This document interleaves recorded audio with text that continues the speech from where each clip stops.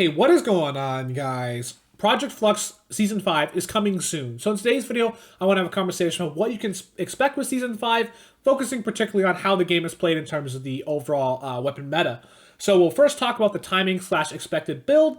We'll then talk about some nice quality of life changes for Season 5. We'll then move into talking about the balance power between shotguns and SMGs. We'll then talk about the overall weapon meta, and then finally we'll wrap up with the mobility meta. Before we get started, though, I just do want to point out that the Season 4 Rocket event is coming, I believe, April 5th, so make sure to check the Discord for what time that is in your local time zone. I expect player counts to be very good during the event and immediately after, so if you want to get a few more games in Season 4 in with high player counts, that would be a good time to do so. So, let's talk about Season 5's release. On the Flux Discord, they're saying that it should be on April 18th. Of course, there is a possibility there could be a delay. They've had delays in the past. But as of now, I haven't seen any indication there will be a delay, so hopefully that comes on time. In addition, I also expect it to be a late Season 5 build like 5.41. Reason why I say that is because they're going to want to have the challenges working, so they're going to need to use a late Season 5 build for that. So I'm going to be basing my predictions on the weapon meta based on the assumption we're going to a late Season 5 build. Next, let's talk about a really important quality of life change. Sprint by default will be available in the settings. You will no longer need to use the weird F7 function to turn it on. I think that's fantastic. So if you're struggling with getting the F7 thing to work, I know there's some weird bugs with that system. That won't be a problem anymore. You'll be able to sprint automatically. So fantastic. And make sure to turn that on when you first play Season 5. There's practically no reason to not have sprint by default on.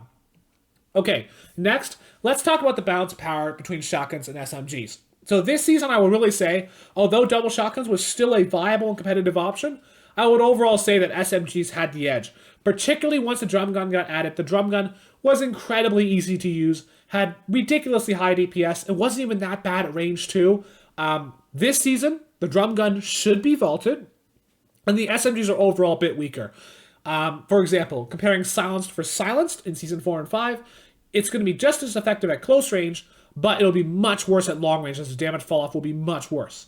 Comparing the tactical SMG versus the standard SMG in Season 5, you're going to have a lower DPS, smaller magazine, less accurate. So overall, what I think that means is all three of the SMGs, standard, silenced, and compact, will all be like a B tier level. So good options, nothing wrong with running them. They're all competitive, but I don't think any of them will be exceptional. In addition to that, you could argue that LMG kind of plays like an SMG. It kind of plays like an AR too, but I think it'll also be in that B tier competitive with the other options. And while the shotguns are getting nerfed, you're not going to do the double shotgun, you're not the shotgun delay, I would argue that overall, instead of SMGs having the edge, I think shotguns will have the edge this season. Because yes, you won't be able to double shotgun, but I'd argue the shotguns are being nerfed less, and they're overall going to be the most powerful weapon class, unlike Season 4, where I'd argue SMGs really were the most powerful weapon class. Something to keep in mind, though, is the tac shotgun, I think, will be nerfed effectively the most, because if you shoot, build a wall, and shoot, you'll be stuck with that 1.25 second delay, which will heavily restrict your rate of fire, while with the heavy shotgun, it has a minor difference, and with the pump, it basically doesn't affect you at all. In addition to this, the double barrel will also be available. Double barrel, I think, will be a very solid option. It's very good at point-blank range, not so good at outside of point-blank range. You can also use it in a 2-shotgun combo with a pump and double barrel, or heavy and double barrel, where you use the pump or heavy most of the time, and then when you get super close, go for the double barrel. Not a super competitive option, but I do think it's viable and something you could try if you're itching to still use 2 shotguns. Overall, I think the state of the meta will be much more balanced. There won't be any ridiculously overpowered weapons anymore. I think this is overall a much better place to be than in Season 4, where the drum gun was just way too good. Okay, next, let's talk about the overall weapon meta, and what I mean by that is the other classes like ARs, snipers, explosives, and pistols. AR meta, I think, will be great. You can run the standard AR, silenced, which will be new, scoped AR, or burst. I think all of those will be reasonably competitive. Snipers, you can run bolt action, heavy, or hunting. All three of those, I think, are competitive. Semi, I don't think will be amazing, but I think it's a good learning tool, and it's not the worst weapon in the world. Structure destroyers, RPG and grenade launch, I think, are both viable. The minigun, I don't think is that good, but it's on the fringes of being viable. Could still be kind of useful in team modes. It's just okay, but I think the explosive meta looks decent. And then pistols, I don't think any pistol will be particularly amazing. Dualies, Silence Pistol, Hand Cannon aren't the worst. I think they're on the fringes of being viable, but I think we're going to have to wait for Season 6 to really have a meta where a pistol is in a prominent position.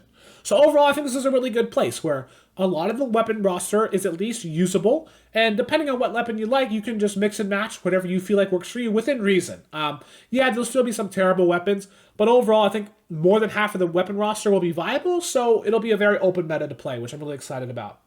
Finally, I just want to discuss the mobility meta. In Season 4, I'd argue we had a low mobility meta.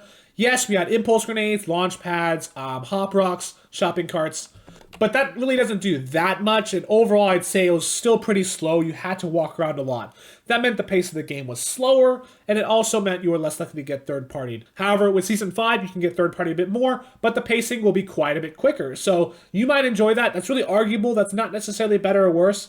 In my personal opinion, I like medium mobility metas with like Season 5, where you have rifts, you have ATKs, you have grapplers, shockwaves, so you have some nice ways to get around, but you're not flying across the map in 2 minutes like Season 7, so I think it'll be a nice balance between pace of the game and being third-party.